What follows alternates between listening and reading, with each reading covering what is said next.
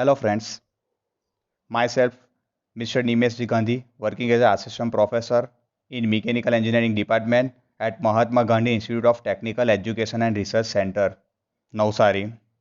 Today we are going to discuss about vapor compression refrigeration cycle. First of all, we are going to discuss about main component of VCR cycle. There are four main component of VCR cycle: compressor, condenser, expansion device, and evaporator. Now we are going to discuss about the function of compressor. The function of compressor is to increase the pressure and temperature of vapor refrigerant. So vapor refrigerant easy to condense in condenser. Now we are going to discuss about the condenser. Condenser is a one type of heat exchanger. Function of condenser is give up its latent heat to the surrounding by condensing medium which is normally air or water. At that time vapor refrigerant is converted into liquid refrigerant. Now we are going to discuss about the expansion device. The function of expansion device is to reduce pressure and temperature of liquid refrigerant. So liquid refrigerant easy to vaporize or evaporate in evaporator. Now we are going to discuss about evaporator.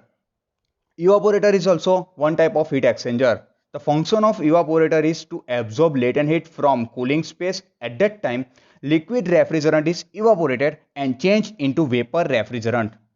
Now we are going to discuss about the vapor compression refrigeration cycle.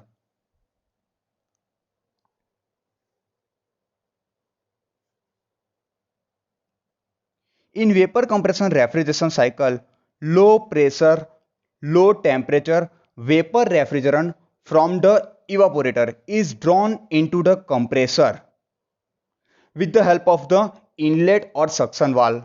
Now low pressure, low temperature vapor refrigerant is compressed in compressor. It becomes high pressure, high temperature vapor refrigerant which is discharged into the condenser. So after the compressor we get high pressure, high temperature vapor refrigerant. In condenser, high pressure, high temperature vapor refrigerant is cooled and condensed. While passing through the condenser, it gives up its latent heat to the surrounding by condensing medium which is normally air or water. After condenser, we get high pressure, high temperature liquid refrigerant. In expansion valve, also called as a refrigerant control valve, or we can say that throttle valve. In expansion valve, which reduce the pressure of vapor refrigerant which is coming from condenser. So after expansion valve we get low pressure, low temperature liquid refrigerant which is supplied to the evaporator. In evaporator, low pressure, low temperature liquid refrigerant is evaporate in evaporator. So low pressure, low temperature vapor refrigerant or liquid refrigerant which absorb the latent heat from the cooling space. So at that time low pressure, low temperature liquid refrigerant is convert into low pressure, low temperature vapor refrigerant which is one more time supplied to the compressor, and that cycle becomes continue.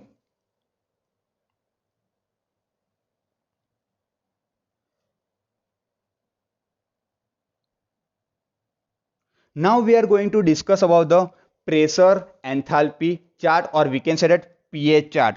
In pH chart, vertical axis is pressure is there and horizontal axis enthalpy is there. Now in pressure enthalpy chart you can see A to B curve is there. The curve is divided in two parts, A part and B part. So now we can say that A part is called as a saturated liquid refrigerant and B part is called as a saturated vapor refrigerant. And whenever saturated liquid and saturated vapor is merged at one point, that point is called as a critical point.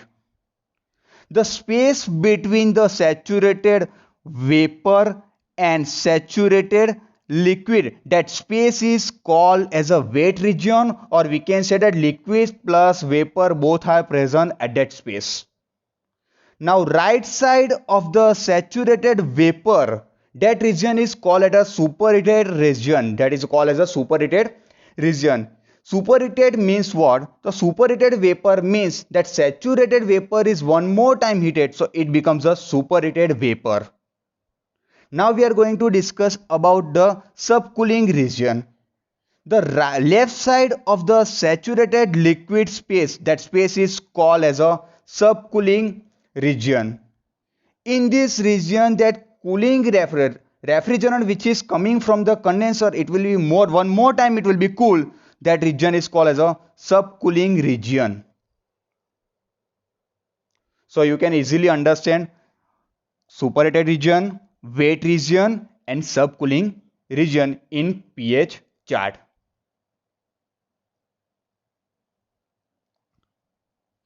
Now we are going to discuss about the pressure, enthalpy and temperature entropy diagram of VCR cycle. So first of all, you are concentrate on pressure enthalpy diagram. So you can see that first, initially on vertical axis pressure is there and horizontal axis enthalpy is there. Then after you understand about that curve is there, that region is subcooling region, that region is superheated region and inside region is wet region. Now we are going to discuss about 1 to 2 process. 1 to 2 is a isentropic compression process. During isentropic compression process, pressure and enthalpy both are increasing. So at the time you can see here, first that saturated vapor is converted into superheated vapor. 1 to 2 process, that is your isentropic compression process. Then after, now we are going to discuss about 2 to 3. That 2 to 3 is constant pressure condensing process, or we can say heat removal process. During this process, first of all that superheated vapor is converted into saturated vapor by desuperheat, and then after that saturated vapor is converted into saturated liquid at point 3 by rejecting their latent heat to the surrounding. At that time pressure is constant and enthalpy is decreasing. Now we are going to discuss about 3 to 4 process. 3 to 4 is your irreversible adiabatic process, or we can say that expansion process or throttling process. During the throttling process enthalpy remain constant, so you can see that H3 is equal to H4, and during this process pressure is reduced P3 to P4. Then after last process is 4 to 1, that 4 to 1 is vaporizing or heat absorption process. During this process pressure remain constant, but in this process we are absorbing the latent heat from the surrounding. At that time enthalpy is increasing and that wet refrigerant is converted into saturated vapor refrigerant. Now we are going to discuss about the temperature entropy diagram. First of all, you can see that temperature on vertical axis and entropy on horizontal axis. Now you can see 1 to 2 process. That 1 to 2 already I mentioned that 1 to 2 is isentropic compression process. During the isentropic compression process, that saturated vapor is converted into superheated vapor. At that time we are not supply or rejecting the heat, it means entropy remain constant. So you can see here S1 is equal to S2, and during this process temperature is decreasing. So you can see here T1 to T2, that will be increased, that is your T1 temperature, and that side will be your T2 temperature. Now we are going to discuss about the 2 to 3. 2 to 3 is your constant pressure condensing process. So during the condenser process, first of all that superheated vapor is converted into saturated vapor. This process is called as a desuperate.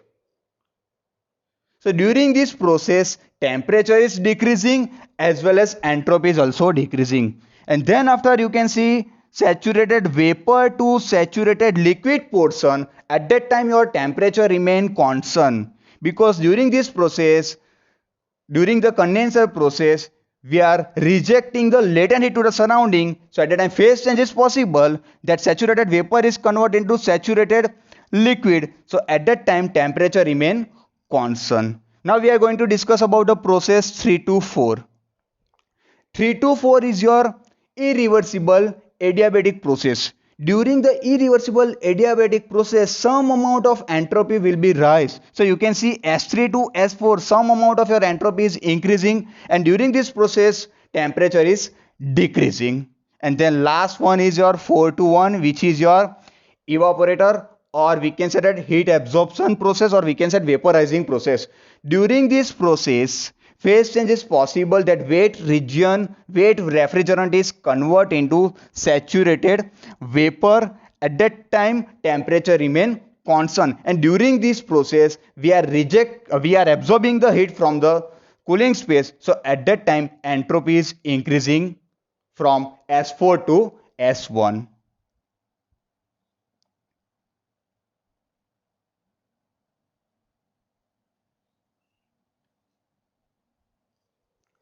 Now we are going to discuss about the performance of VCR cycle. If you are consider heat engine, so performance of the heat engine is measured by the efficiency. But if you are consider the VCR cycle, the performance of the VCR cycle is measured by or determined by the coefficient of performance, COP, we can say that.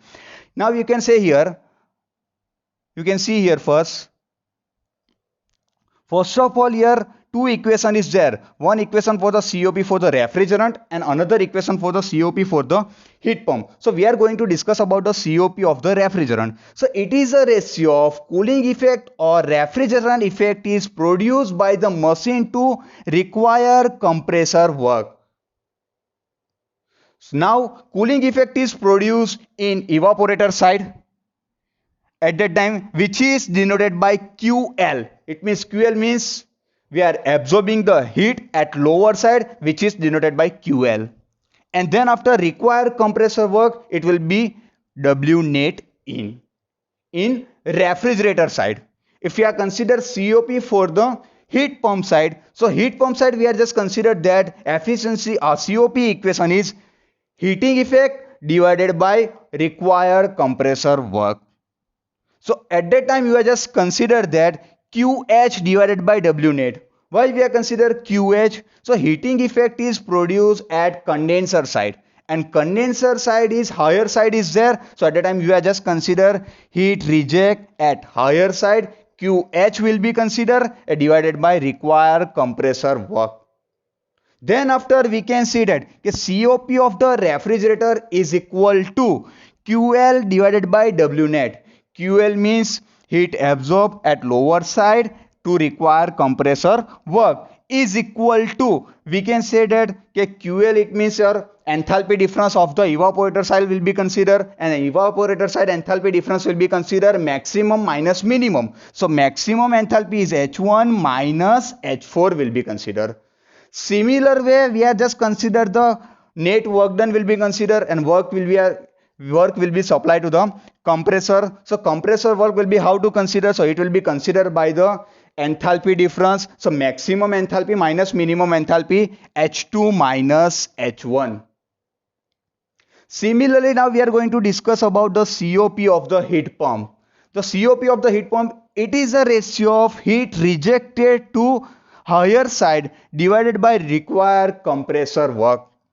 So higher side is reheat is rejected in condenser. So condenser enthalpy difference will be considered. So it will be maximum minus minimum, H2 minus H3 divided by required compressor work, and compressor enthalpy difference maximum minus minimum, H2 minus H1.